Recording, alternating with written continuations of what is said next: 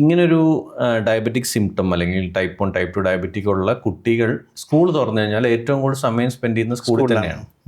സ്കൂളുകാരെന്താണ് ശ്രദ്ധിക്കേണ്ടത്? As A parent നമ്മൾ ആദ്യം നമ്മൾ ടീച്ചേഴ്സിൻ്റെ അടുത്തും സ്കൂൾ അതോറിറ്റീസിൻ്റെ അടുത്തും പറയണം, ഇന്ന കണ്ടീഷനാണ്, ഇന്ന കണ്ടീഷൻ നേരത്തെ നമ്മൾ പറയണം. കാര്യം type 1 diabetes ഇൻസുലിനിലാണ്.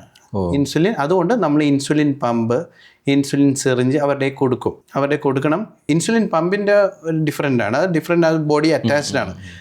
Sugar level high വരാൻ നേരത്തെ അത് തന്നെ തനിയെ അടിക്കും.